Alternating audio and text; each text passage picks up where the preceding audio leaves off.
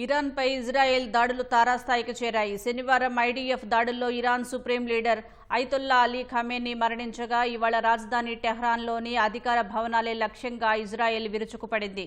ఈ మధ్యాహ్నం ఐడీఎఫ్ దాడులతో టెహ్రాన్ దద్దరిల్లింది.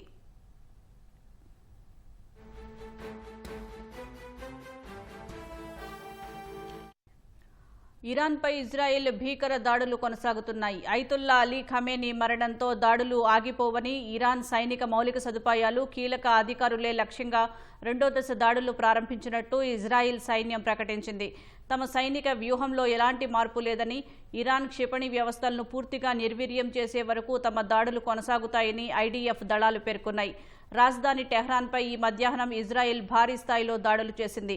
నగరంలో ప్రధాన భాగమే లక్ష్యంగా తాము ఈ దాడులు జరుపుతున్నట్లు ఐడీఎఫ్ ప్రకటించింది.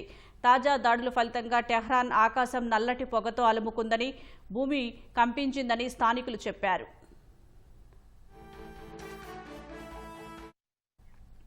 టెహ్రాన్లోని పోలీస్ ప్రధాన కార్యాలయంపై ఇజ్రాయెల్ బాంబుల వర్షం కురిపించింది. ప్రభుత్వ అధికారిక టీవీ కేంద్రం పరిసరాల్లోనూ భారీ పేలుళ్లు సంభవించాయి.